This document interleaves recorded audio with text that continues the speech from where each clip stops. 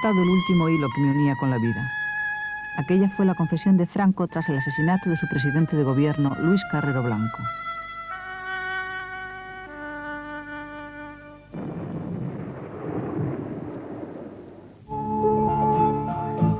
Hemos llegado, señoras y señores, al término de nuestra programación de hoy, miércoles 19 de diciembre. Estaremos de nuevo con ustedes a las 13:45 con la carta de ajuste. Hasta ese momento nos despedimos deseándoles muy buenas noches.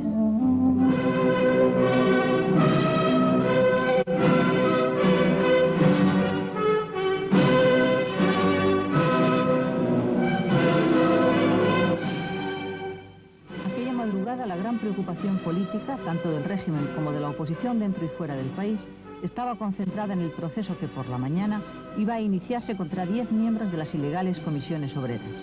La tensión era grande. Se sabía que la oposición antifranquista iba a intentar convertir el juicio en un proceso contra el régimen. Habla Radio España Independiente, Estación Pirenaica. Actualidades españolas. Faltan solo unas horas para que dé comienzo el proceso 1001. A las 10 de la mañana comparecen ante el Tribunal de Orden Público 10 compañeros sindicalistas en un juicio que fuentes jurídicas califican como el proceso político más importante de los últimos 3 años. Muchas cosas se ventilan en el proceso 1001. La libertad sindical, el derecho de los trabajadores a asociarse para defender sus intereses y, en cierto modo, el futuro político de los españoles. Está anunciada la presencia en el juicio de observadores pertenecientes a asociaciones internacionales pro derechos humanos, así como delegaciones de sindicatos, asociaciones de juristas y movimientos democráticos de varios países. In that land of wine and olives, 10 brave people are in prison. In that land of wine and olives, 10 brave people are in prison. Simply for the crime of trying to organize an honest union. Simply for the crime of trying to organize an honest union. En esta época es algo escandaloso que un hombre pueda ser encarcelado por intentar organizar sindicatos independientes. Hablo también con la ilusión, con la esperanza de que los cambios que han de producirse en España se lleven a cabo sin sangre. And the Carabanchel 10 will surely walk their land in freedom. And the Carabanchel 10 will someday walk their land in freedom. Antes del amanecer y en medio de un gran despliegue policial, los procesados son llevados hasta los calabozos del Palacio de Justicia, donde se iba a celebrar la vista. Aquella mañana, Carmen Pichot, mujer del almirante Carrero, estaba preocupada por lo que pudiera suceder en el proceso. No hay motivo, le explicó su marido. He hablado con el ministro de la Gobernación y me ha dicho que todo está controlado. Cerca de las 9 de la mañana, Luis Carrero Blanco inicia el itinerario que lleva repitiendo los últimos 30 años. Primero se dirige en automóvil a la iglesia de los jesuitas, muy cerca de su casa, donde oye misa y comulga todos los días. Las medidas de seguridad que le rodean se resumen pronto. 3 policías vestidos de paisano.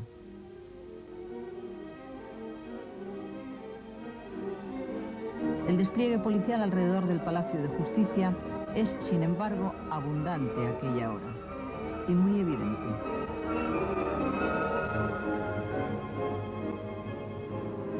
Pasadas las 9:20 de la mañana, el presidente Carrero abandona el templo y la comitiva, 2 coches no blindados, inicia el recorrido de regreso, siempre el mismo y a la misma hora.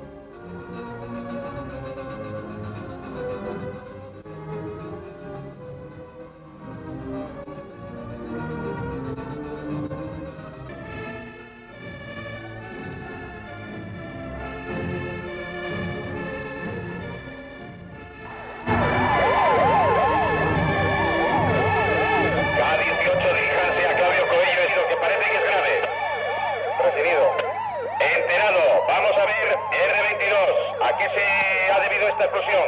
Adelante. Vamos a ver, efectivamente ha habido una explosión de gas. Yo estoy junto a ellos. Ya están los bomberos con esto y con coches enterrados. Por lo visto son unos heridos que se los han llevado al equipo Montes. Pregunte si al presidente del gobierno le ha ocurrido algo o no. Los funcionarios del coche de escolta han resultado heridos y estamos tratando de localizar el coche del presidente. Bien, que no dejen la escucha. Vamos a ver, según nos informan, aquí también en el lugar del suceso dicen que un coche que le ha cogido la explosión de lleno y que lo ha subido hasta la azotea. Acaban de subir los bomberos, llevaban 3 ocupantes. Bien, bien recibido. Adelante, K20, adelante. Vamos a ver, parece que el coche que hay en el tejado es el del presidente del gobierno y parece ser que está muerto. Y todavía no lo podemos confirmar, ¿eh? Parece que está muerto. El presidente Carrero y el policía de escolta llegan muertos al hospital. El conductor llega agonizando y muere instantes después.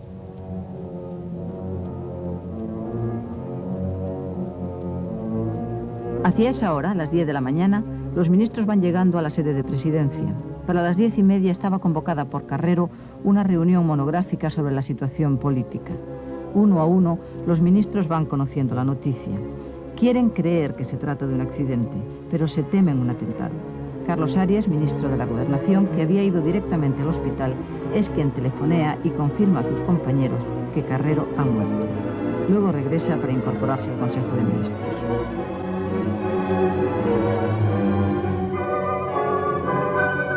Pese a la tensión y al desconcierto, el ya presidente en funciones, Fernández Miranda, asume el control de la situación y reúne a los ministros en consejo. Nada más empezar advierte que no habrá estado de excepción ni medidas especiales. Los ministros militares están de acuerdo. Terminada la reunión, el presidente en funciones acude al Pardo a recibir instrucciones del jefe del Estado. Franco le dice que se mantenga la tesis del accidente mientras no esté demostrado que ha sido un atentado y se dé sensación de tranquilidad. Pero al despedirse de él, Franco dice: Miranda, se nos mueve la tierra bajo los pies.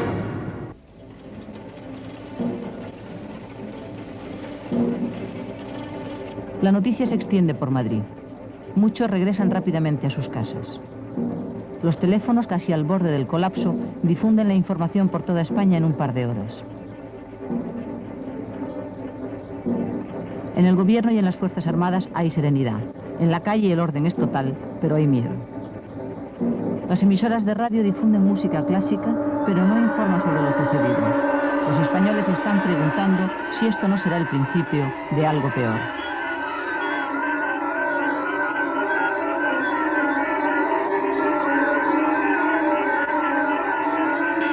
La noticia del atentado suspende las huelgas y las concentraciones previstas en apoyo de los del 1001. Las salesas van quedando desiertas poco a poco.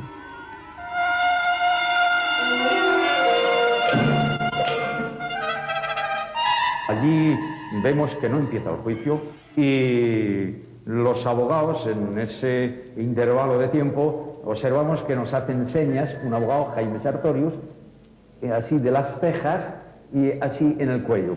Es decir, nos quería decir que habían matado, después nos enteramos, a Carrero Blanco, que sabéis, la gente le llamaba el Cejas.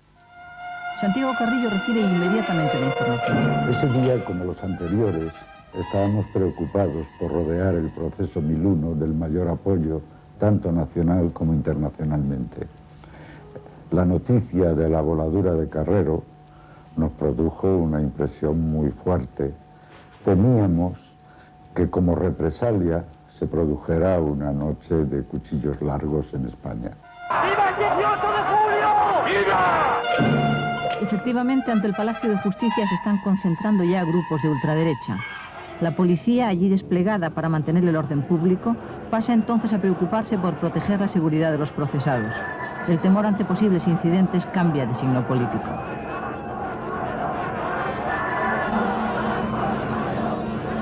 Oímos gritos, nos dicen también incluso los guardias de que hay gritos fuera que dicen Tarancón al paredón, Ruiz Jiménez y Camacho a la horca. Eran los ultrafascistas que se movían y que algunos intentaban venir hacia aquí. En ese momento el comandante de la Policía Nacional, recuerdo que era un soriano al lado del pueblo que había nacido, cerca de San Esteban de Gormaz, que vino él y nos dijo: no os preocupéis, pasarán por encima de nuestros cadáveres antes, yo cumplo con mi deber, lo mismo haría si se tratara con otros. Los momentos eran momentos de verdadero terror, esa es la verdad, por lo menos de un temor enorme a que aquello se desencadenara y se terminara la noche de cuchillos largos.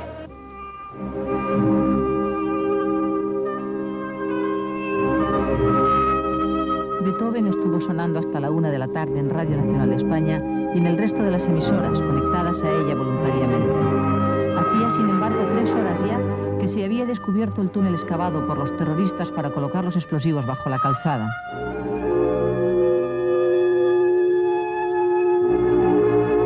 Poco después, y pintada en el muro de la residencia de los jesuitas, se descubrió también la raya que había servido a los asesinos como señal. A pesar de esos datos, la versión del accidente, o la ambigüedad, continuaron presidiendo las noticias de agencia y de las ediciones especiales que los periódicos sacaron a la calle. Toda información publicada había pasado antes el control de El Pardo por orden expresa de Franco. La obstaculización oficial para informar con libertad era absoluta y, de hecho, pasados los primeros momentos de confusión, la tarea de los informadores gráficos se hizo prácticamente imposible. Vamos a tratar de hablar con algunos testigos que hayan podido presenciar el suceso y que nos puedan proporcionar alguna mayor o más objetiva información. Aquí es un testigo. Buenos días. Yo he oído nada más. ¿Usted qué? Yo he oído nada más, el testigo. ¿Ha oído? ¿Dónde se encontraba usted? En la cama. ¿Pero cerca de aquí? En el número 7 de la calle Maldonado. Bien, ¿y qué ha oído usted, por favor? Una explosión terrible, terrible, que ha tirado hasta el árbol de Noel, que tenemos puesto. ¿Qué se ha pensado usted? ¿Qué era? Primeramente creí que era la casa aquí de tubos de escape, que podía haber explotado alguna bomba de esas de oxígeno que usan para soldar. Pero a la semana del balcón vi que pasaba gente corriendo, sobre todo un chofer de un taxi, diciendo que me lleven, que estoy herido, estoy herido. Mire, todavía estoy con el pijama puesto. Efectivamente, este testigo, este señor, testigo audiovisual, puesto que lo ha escuchado, se encuentra con el pijama puesto. Este coche que hay ahí es el mío. Lo he dejado esta mañana que venía a un recado y fíjese usted cómo se encuentra ahora. ¿Dónde estaba usted? No, yo he venido porque he ido a un recado, he ido aquí al 106 de la calle, cuando me entra la explosión, porque mi hijo precisamente está trabajando también aquí en el 106, en el Banco Internacional. Le ha llevado una gran sorpresa al encontrar... Usted fíjese, no sabía ni que era el mío porque el mío tenía una vaca, o sea, la vaca del coche. Y al verla así enterrado, pues claro, ni idea de que era el mío. ¿Se da usted cuenta que ha salvado la vida? Porque sí, si había... Afortunadamente, y gracias a Dios, se puede dar gracias, precisamente. ¿Y ha llegado usted momentos antes? Sí, momentos después de la explosión, porque me han llamado y entonces... No, digo con el coche. No, una hora antes aproximadamente.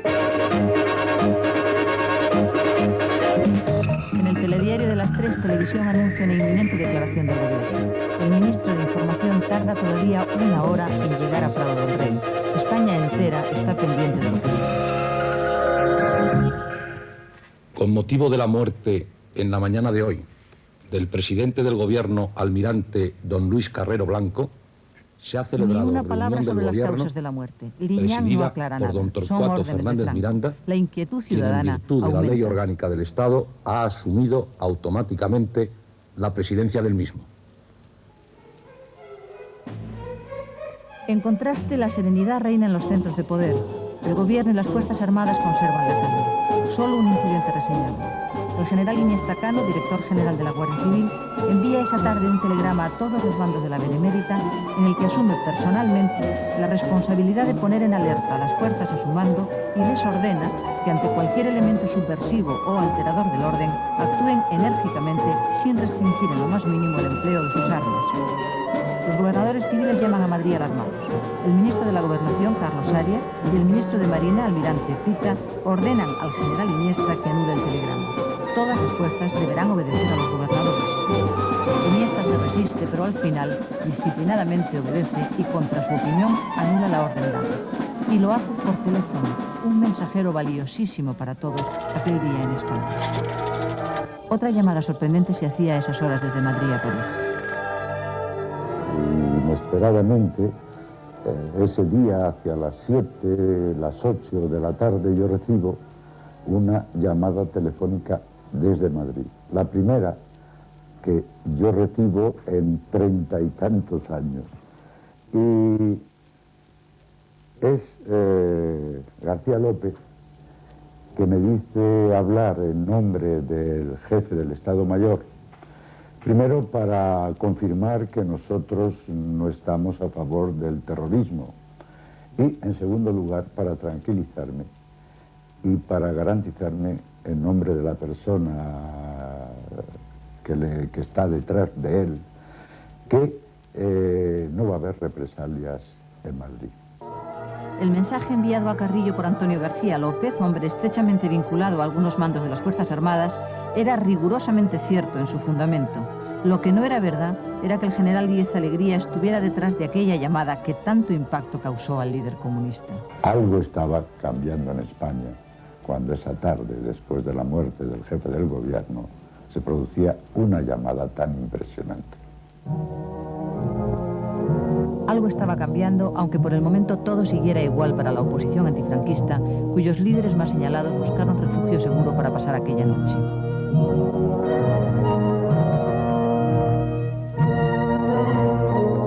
El cadáver de Carrero llega con retraso a la capilla ardiente.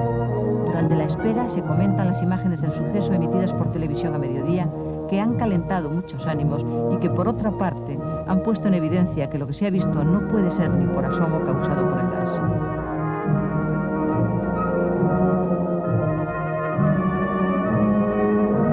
Fernández Miranda insiste de nuevo ante Franco en que es necesario hablar al país. Franco accede y a las 7 de la tarde las emisoras de radio dan la versión del atentado y los periódicos pueden cambiar sus portadas. Para las 11 de esa noche, Televisión anuncia la comparecencia del presidente en funciones. Por fin el gobierno iba a explicarse. Era casi medianoche cuando lo hizo. Desde el dolor de España, que ha perdido a uno de los hombres que con más lealtad y fidelidad la ha servido, quiero dirigirme a la nación. Las investigaciones realizadas demuestran que el almirante Carrero Blanco, presidente del gobierno, ha sido asesinado. Ha sido víctima de un atentado criminal. La reacción del pueblo español es la propia de su nobleza. El orden es completo en todo el país y será mantenido con la máxima firmeza. Nuestro dolor no turba nuestra serenidad. La serenidad en estos momentos es la mejor expresión de nuestra fortaleza. La responsabilidad en el ejercicio de la autoridad no admite que la emoción turbe el espíritu ciudadano de nuestro pueblo. El odio puede soñar con posibles revanchas. Es inútil. Hemos olvidado la guerra en el afán de construir la paz de los españoles, pero no hemos olvidado ni olvidaremos nunca la victoria que ha abierto el camino español de la paz y la justicia.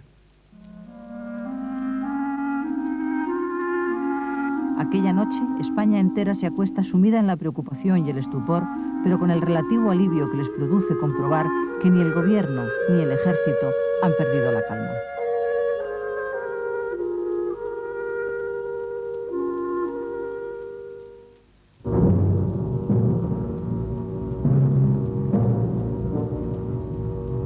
El Consejo de Ministros se celebraba los viernes y aquel viernes, 24 horas después del asesinato, no se hizo una excepción. A pesar de estar con gripe, Franco lo presidió, como siempre. Pero, por primera vez en la historia del régimen, sus ministros lo vieron llorar. Recuerdo que fue un llanto sin ruido. En aquel momento, a Franco le ganó la emoción cuando pronunció el nombre del almirante Carrero y su voz se quebró. Y sus lágrimas empezaron a deslizarse silenciosamente por sus mejillas. Fueron unos segundos tan solo que a todos nos parecieron interminables, pero Franco recobró inmediatamente su entereza y con voz firme dijo: «Podemos empezar».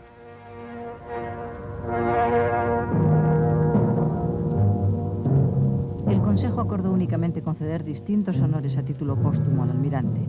Y aunque no se decidió nada, sí se estuvo considerando la idea de que el arzobispo de Madrid, cardenal Tarancón, no presidiera esa tarde el entierro en vista de los incidentes habidos a la salida de misa aquella mañana. A mí no me sorprendió demasiado, porque estaba enterado. La noche anterior me dijeron donde se habían reunido un grupo de personas, era en un bar, para que yo no asistiese al entierro de Carrero Blanco, para poderme acusar después de que no asistía al entierro del almirante. Y por eso ellos tomaron el acuerdo de manifestar una violencia y agresividad por la mañana, cuando iba a celebrar la misa de Corpore in Sepulcro en la presidencia del gobierno. Arias me dijo que sospechaba que durante el entierro del almirante se iban a producir determinados incidentes y que había hablado con Blas Piñar para que tratara de controlar a sus seguidores y que no se produjese ninguna alteración sensible. Sin embargo, parece que esta gestión no fue del todo positiva, puesto que Blas se había mostrado indignado por las imágenes que del atentado se habían transmitido por televisión española. Como estaba avisado, a mí ni me extrañó lo de la mañana, ni me extrañó demasiado lo de la tarde. ¡Obispos católicos! ¡Viva el ejército!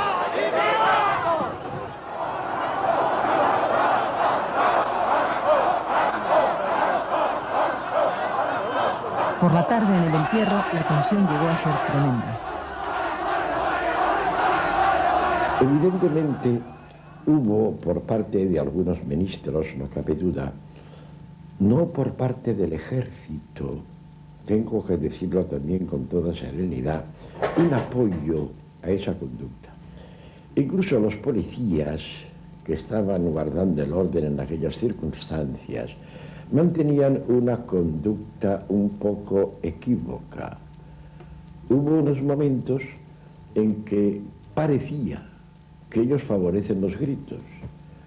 Hay otros momentos en los que empiezan a gritar que viva Franco porque se asustan de los gritos tan feroces que a veces sueltan aquellos 2 centenares de personas, no eran más, que iban gritando detrás de mí en el entierro de Carrero Blanco.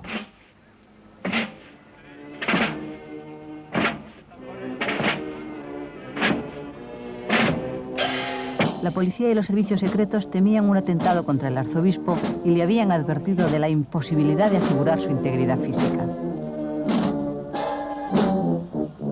Otro de los asistentes podía estar corriendo un serio peligro en aquel recorrido. Era el príncipe de España, contra el que se habían recibido también amenazas. Su estatura, muy por encima de la del resto, lo destacaba de la multitud. Por razón de su rango caminaba solo. Aislado, sin chaleco antibalas que lo protegiera, ofrecía un blanco seguro.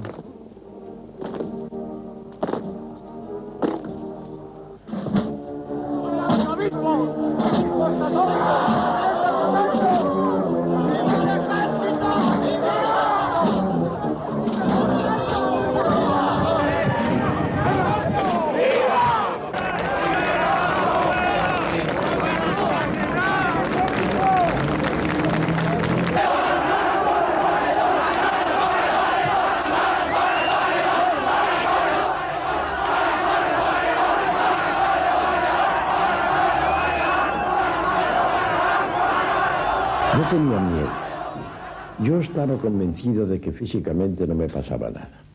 Era demasiado escandaloso internacionalmente que al cardenal, que era presidente de la conferencia episcopal, los propicios a un régimen católico le hiciesen algo que sería un escándalo realmente extraordinario en todo el mundo.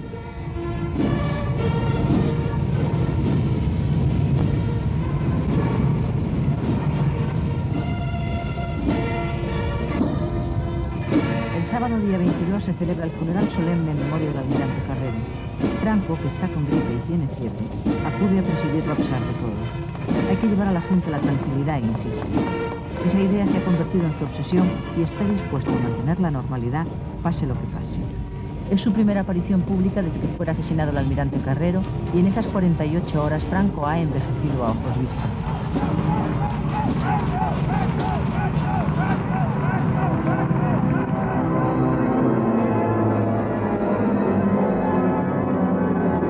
Para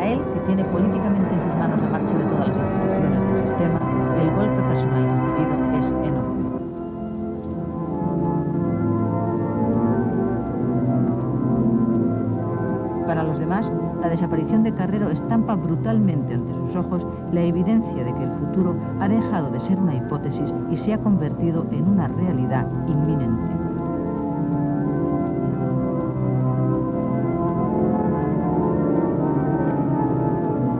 A partir de ese momento, la desazón política se instala en los sectores oficiales. La idea de un franquismo que sobreviva sin Franco empieza a desvelarse ya como una pretensión imposible. Es el momento de intentar controlar el futuro. Nuestro hermano Luis, en torno a cuyo nombre y recuerdo estamos congregados, ha sido víctima de ese odio que es antihumano, pero es sobre todo anticristiano. Si esta trágica muerte nos descubriera a todos que la preocupación por el bien común, por la grandeza de la nación, por su convivencia pacífica en la justicia, por su elevación y desarrollo en todos los órdenes, son tareas que a todos nos incumben como españoles y también como cristianos, habríamos logrado que esta fuera una hora de fecundidad, no solo de llanto. La paz del Señor sea siempre con vosotros.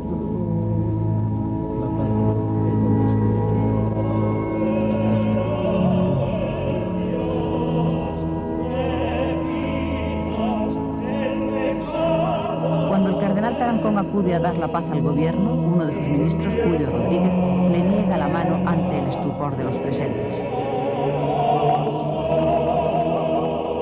Se plasmaba así oficialmente aquel día la hostilidad que el franquismo más duro sentía hacia la Iglesia de entonces, a la que acusaban de deslealtad, ingratitud y hasta de sabotaje moral al régimen.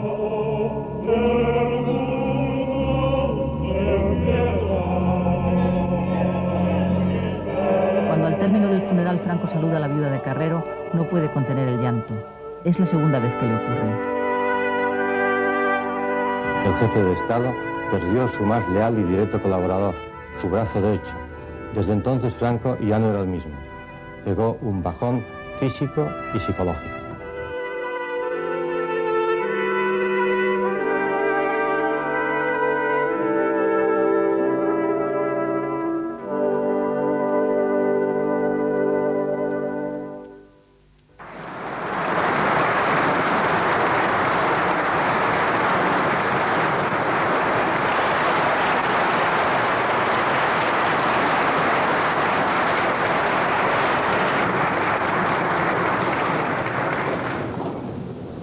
Soy un hombre totalmente identificado con la obra política del caudillo.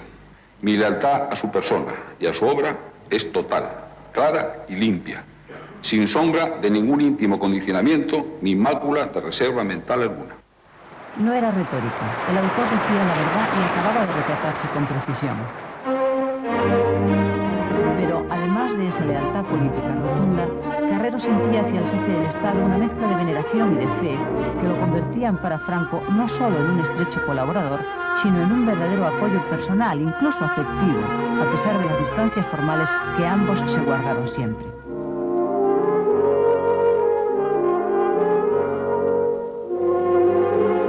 Hombre de honestidad personal probada, sus convicciones religiosas lo hacían simpatizante, aunque no miembro, del Opus Dei. Al igual que Franco, procuró siempre mantenerse a distancia de las distintas familias que pugnaban por dominar dentro del régimen. Y también como Franco, era un declarado y fanático enemigo del comunismo, el liberalismo, el judaísmo, el ateísmo y la masonería, sus grandes bestias negras.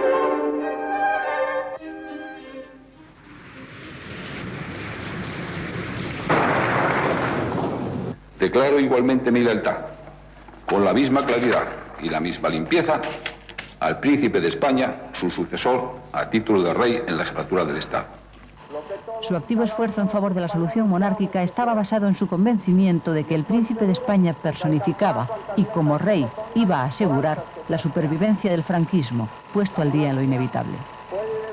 Desde que don Juan Carlos fue designado príncipe de España, el almirante Carrero despachaba periódicamente con él y cuando asumió la presidencia consultó con don Juan Carlos la lista de su nuevo gobierno. En el Palacio del Pardo tuvo lugar la solemne ceremonia del juramento de sus cargos por los ministros del Carrero nuevo gobierno de la calculó que a ese nación. gobierno le iba a tocar tutelar el tránsito de España a la muerte de Franco y en los primeros tiempos de la monarquía. Pero todos los preparativos se vinieron abajo aquel 20 de diciembre.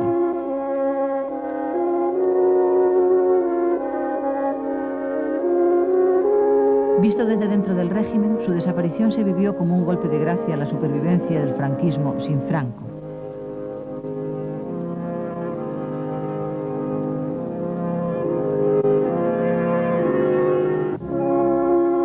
Los partidos políticos democráticos consideran hoy, sin embargo, que de haber seguido viviendo, Carrero no hubiera tenido ni la fuerza ni los apoyos suficientes como para contener un cambio inevitable y que la muerte del almirante no abrió el camino a la democracia porque la fuerza de ese proceso resultó ser imparable, con o sin continuador de Franco.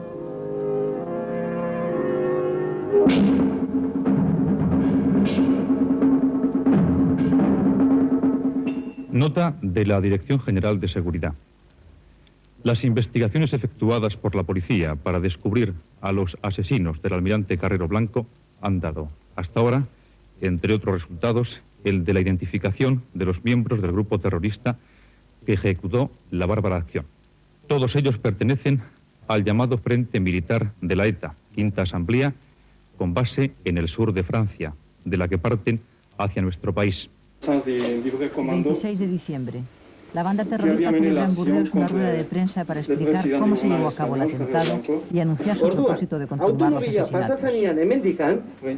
Carrero Blanco pasatzen zegoenean, ni danok boligrafoa genuen aboan. Tous les commandos, ils savaient de estilo pour le bruit. Onda expansiva engatikan. Au moment de l'explosion. Aquello supone un auténtico choque emocional para las fuerzas policiales, hasta entonces dedicadas fundamentalmente a controlar y perseguir a los elementos subversivos, es decir, a la izquierda antifranquista, a los llamados rojos. Era una represión ideológica, pero lo que tenían delante y no habían ni sospechado era infinitamente más allá.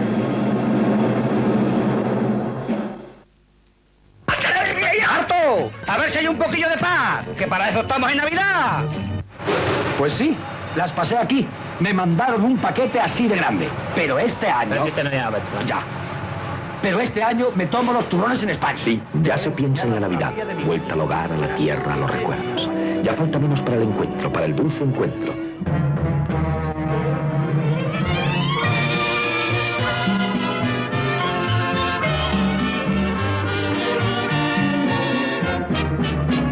Campanitas que vais repicando, Navidad vais alegre cantando, y a mí llegan los dulces recuerdos del hogar bendito donde me crié.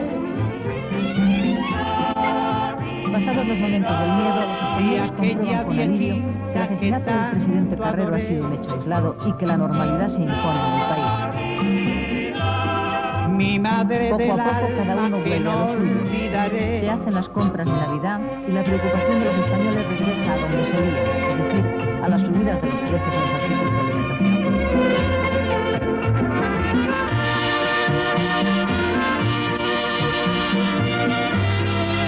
El proceso Milino, que se había reanudado la misma tarde del asesinato, se saldó con penas que oscilaron entre los 12 años y los 20 años del día. Lejos del hogar, sin oír una voz cariñosa que diga amorosa, llegó Navidad.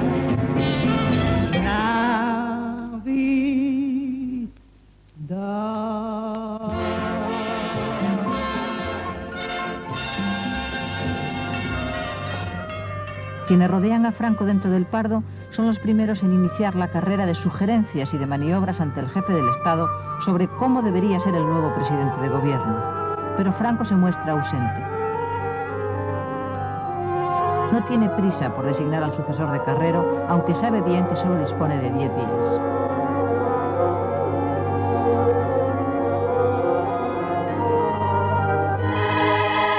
Al Consejo del Reino, máximo órgano de consulta del jefe del Estado, le correspondía presentar una lista de 3 nombres para que de entre ellos Franco eligiera a uno. Pero la realidad era muy otra.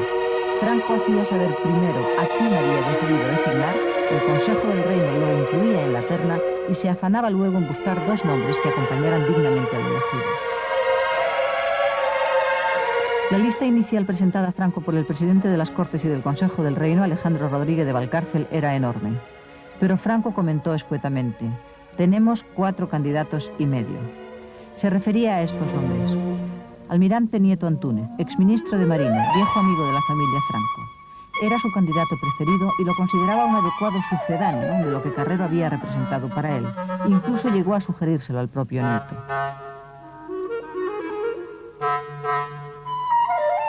Torcuato Fernández Miranda, ministro secretario general del movimiento y vicepresidente del gobierno, a la sazón presidente en funciones.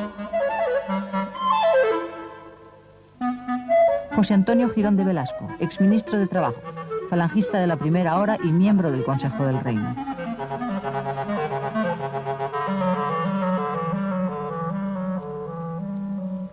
Alejandro Rodríguez de Valcárcel, presidente de las Cortes y del Consejo del Reino. Y Carlos Arias Navarro, ministro de la Gobernación y responsable último de la seguridad del presidente asesinado. Por eso Franco lo consideraba tan solo medio candidato. En una cosa sí coincidían todos. El designado tenía que contar necesariamente con el apoyo de las Fuerzas Armadas porque presentían que se avecinaban tiempos difíciles. Algo parecido, pero con otra intención, pensó en aquellos momentos el coronel Luis Rosón, del Alto Estado Mayor, cuando intentó, sin éxito, conseguir el acuerdo de algunos generales para que la presidencia del gobierno fuera ocupada por un militar. Promoví, en contacto con una serie de políticos de aquel momento y con algunos compañeros del ejército, una reunión con el teniente general Díaz Alegría, entonces jefe del Alto Estado Mayor, para proponerle que se hiciesen las gestiones necesarias en nombre de la institución para hacerse cargo del gobierno de España. La respuesta del teniente general Alegría fue la de estimar que el ejército no debía de encargarse de sustituir al almirante Carrero. La idea de Rosón incluía además el apartamiento de Franco de la dirección efectiva del país, cosa que ni por asomo estaba entonces en la mente del jefe del Estado, aunque tampoco pensara en volver a asumir él mismo la jefatura del gobierno. En los mentideros políticos del momento se da por hecho que en el espíritu militar de Franco iba a funcionar automáticamente el principio jerárquico de sucesión y que, por lo tanto, el vicepresidente Fernández Miranda accedería a la presidencia. Quizá fuera esa también la idea del propio Fernández Miranda.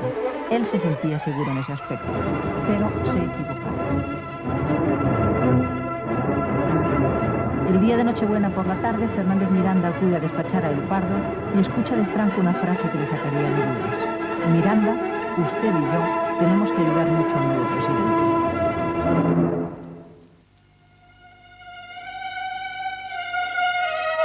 El profesor de Derecho Político del Príncipe había hecho siempre gala de no deber su trayectoria a los favores de nadie. Sabía que no tenía apoyos. Ni los quiso nunca, ni los buscó tampoco para aquella ocasión.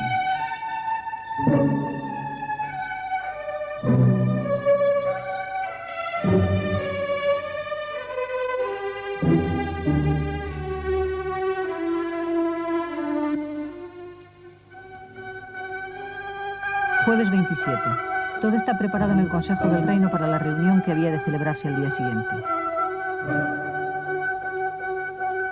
Fernández Miranda está descartado y, por otro lado, ya no hay tiempo para que renuncien a su cargo en el Consejo del Reino, como es preceptivo, 2 de los restantes candidatos. Rodríguez de Valcárcel y Girón quedan, por lo tanto, también descartados para disgusto del entorno de El Pardo, que miraba ambas candidaturas con agrado. El jefe del Estado ha apurado los plazos deliberadamente porque mantiene su íntima inclinación hacia Nieto Antúnez, pero aún no se pronuncia.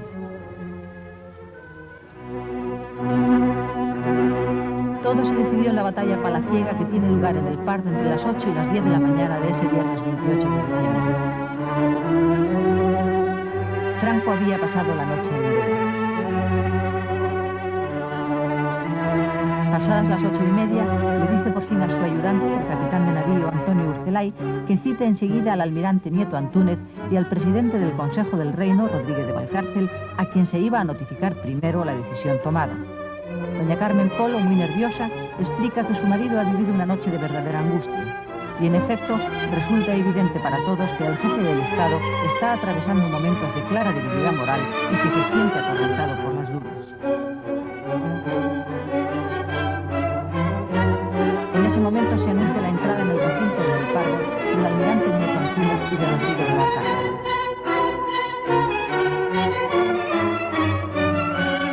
Llegan hasta la entrada al palacio y se da aviso ya al cuarto de ayudantes. Entonces, en una operación dramática y rapidísima, el médico de cabecera de Franco, Vicente Gil, y el propio Urcelay, asesorado por el segundo jefe de la Casa Militar, general Gavilán, consiguen influir en el ánimo de Franco y el designado pasa a ser otro, su candidato. Nieto Antúnez llegó a entrar al despacho de Franco, pero no estuvo ni 20 segundos. Su sorpresa fue mayúscula cuando supo que el nuevo presidente se iba a llamar Carlos Arias Navarro.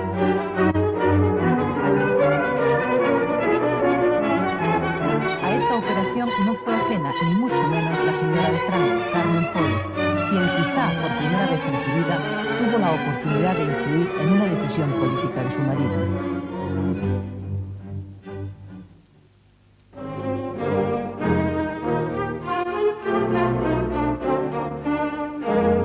La reunión del Consejo del Reino de esa tarde dura tan solo 2 horas. Hay unanimidad en torno al nombre de Arias, que obtiene los 16 votos del Consejo. Le acompañan en la terna José Solís y José García Hernández.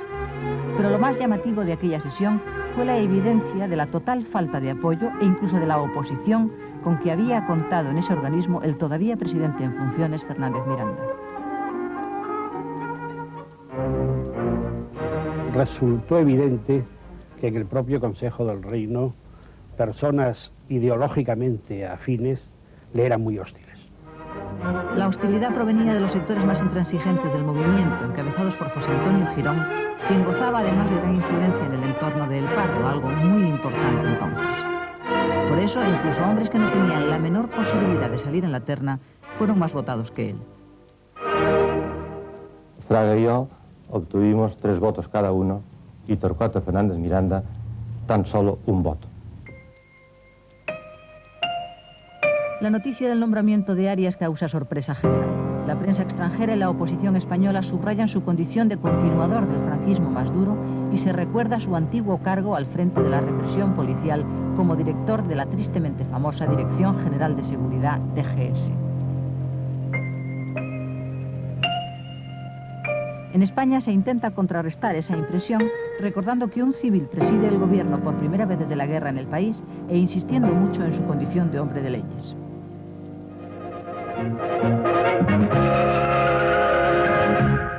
El nuevo presidente del gobierno, don Carlos Arias Navarro, es abogado fiscal de término, notario, funcionario del Ministerio de Justicia y pertenece al Cuerpo Jurídico del Aire.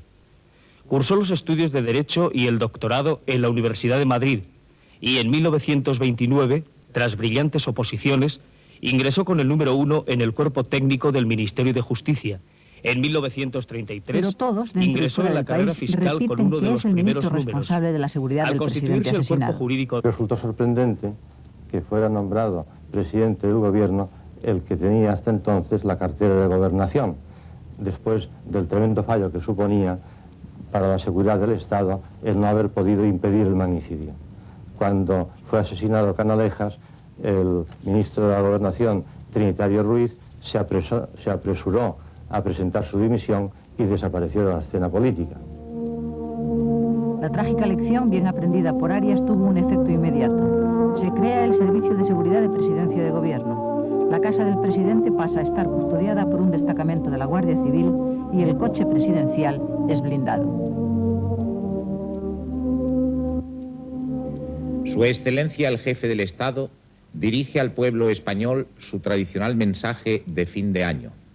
Atención, españoles, habla el Jefe del Estado.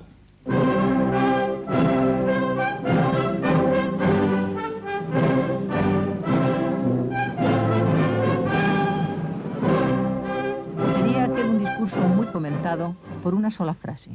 Es virtud del hombre político la de convertir los males en bienes. No en vano reza el adagio popular que no hay mal que por bien no venga. De aquí la inclusión de un refrán semejante, no hay mal que por bien no venga, al hilo del recuerdo a Carrero, causó estupefacción general.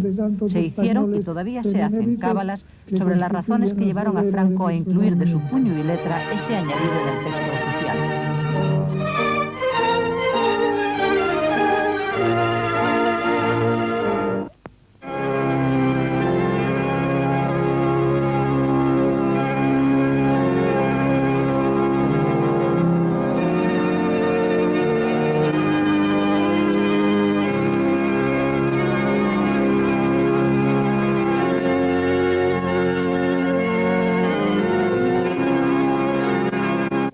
Entrañables segundos del año que termina, Iberia hace llegar a todos su mensaje de paz. Feliz año 1974 y mucha fortuna.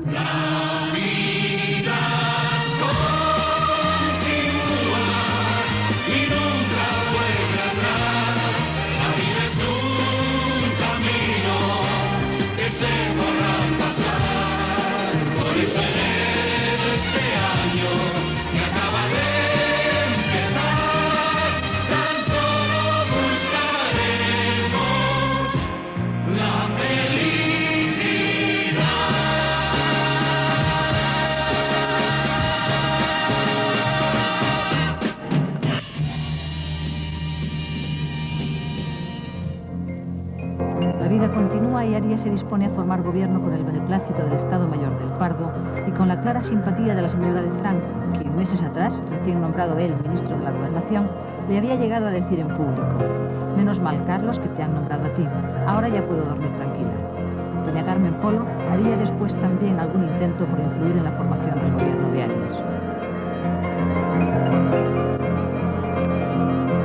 Por ejemplo, en el caso de José Antonio Girón. A Girón le llega el recado de que a doña Carmen Polo y a su hermana Isabel les parece absolutamente necesario que él se haga cargo de la vicepresidencia. Girón va a casa de Arias para conocer su opinión, pero Arias se niega airadamente a aceptar esa idea.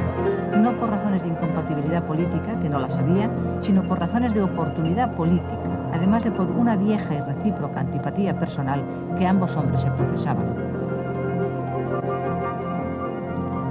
La negativa de Arias irrita ya a quienes desde el Pardo lo habían aupado a la presidencia, y mucho más cuando comprueban que no se les consulta en nada para la formación del gobierno.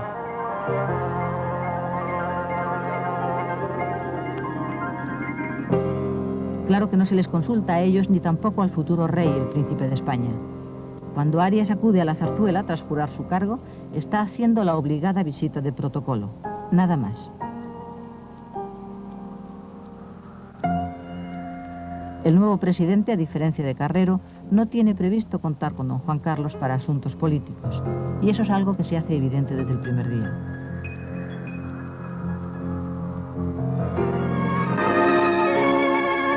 En el Palacio del Pardo y ante su excelencia el jefe del Estado tuvo lugar la ceremonia de la jura del nuevo gobierno presidido por don Carlos Arias Navarro. Aquel gobierno se gestó entre Arias y estos 4 hombres que por lo menos en las primeras semanas fueron el alma del gabinete. Luis Rodríguez de Miguel, José García Hernández, Antonio Carro y Pío Cabanillas. Estaba claro que Arias había querido prescindir casi al completo del equipo de Carrero e hizo el reajuste ministerial más amplio de la historia del régimen. De todos modos, aquel gobierno seguía ofreciendo una imagen de la más pura continuidad franquista, aunque de hecho Franco interviniera muy poco en la elección de los ministros. La decisión perteneció a Carlos Arias y no a Franco. De lo que sí se ocupó personalmente Franco fue de que José Ulloa Molina se hiciera cargo de la Secretaría General del Movimiento. Estimo que fue decisión personal de Carlos Arias confirmarme como titular del Departamento de la Vivienda. Sin embargo, mi nombramiento como ministro secretario general del movimiento pudo partir de Franco, que de esta manera ejercía sus prerrogativas como jefe nacional, aunque debo decir que me dio el acuerdo con Arias. A pesar de las apariencias iniciales, la verdad es que aquel no era un gobierno políticamente homogéneo y, por lo tanto, la suma de talantes tan distintos acabó teniendo enseguida como resultado un conjunto confuso y de comportamientos muy contradictorios.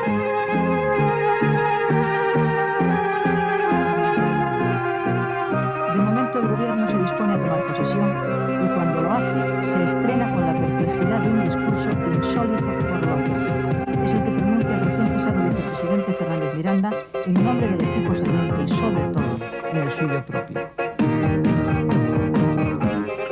Visiblemente nervioso, se atreve incluso a insinuar que la mente de Franco está en declive, en brumas, y que de eso se han aprovechado algunos para hacer sus maniobras políticas. Señor presidente, se ha dicho que soy un hombre sin corazón, frío y sin nervios. No es verdad.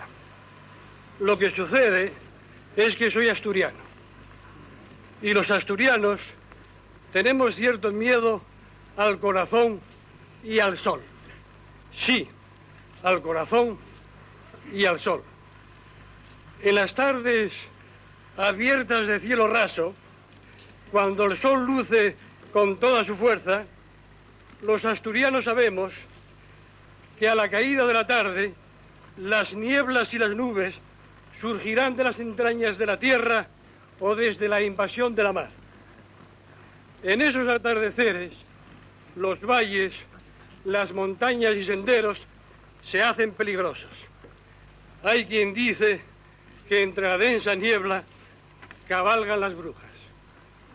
Solo los altos picachos cubiertos de nieve, erguidos, logran librarse de las nieblas. Y no siempre. Los asturianos sabemos también, es un saber ancestral, que de la olla hirviente del corazón vivo pueden surgir nieblas que turben la cabeza. Por eso se nos enseña a tener embridado el corazón, sujeto y en su sitio. Nadie dio muestras de haber entendido la indirecta, pero Franco sí. Fernández Miranda cuenta en sus memorias que cuando acudió a despedirse del jefe del Estado, este le dijo al terminar: "Y Miranda, que los picachos están despejados". Y mientras decía eso, con un gesto expresivo, Franco se pasaba la mano por delante de la cara de un lado a otro. Desde mi corazón, quiero hoy, en este acto de relevo, reafirmar mis fidelidades esenciales. Afirmo mi lealtad, basada en la fidelidad al príncipe de España, expresión perfecta del limpio y claro futuro de nuestra patria. Y afirmo esta fidelidad de modo radical e inequívoco. No termino, continúo un nuevo caminar político al servicio del pueblo. ¡Arriba España!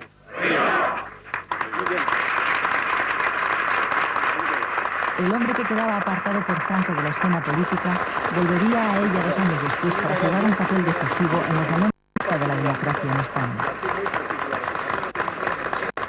El que se quedaba iba a intentar trabajosamente conducir los últimos años del franquismo con Franco en la esperanza de hacer realidad el deseo más intenso del régimen, sobrevivir a su fundador. Sentado queda el quehacer histórico de una continuidad y una confianza en el destino de España, a que el gobierno se emplaza y de la que se hace responsable, contando con el generoso apoyo de un gran protagonista, el pueblo español. Pero la España que iba a gobernar Carlos Arias, llena de tensiones y muy vigorosa, ya no tenía nada que ver ni en lo político, ni en lo social, ni en lo sentimental, con un sistema que había envejecido con Franco, que se resquebrajaba con él y que con él estaba condenado a desaparecer.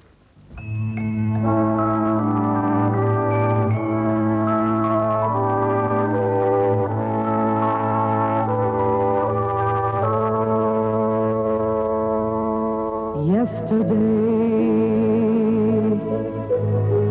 all my troubles seem so far away.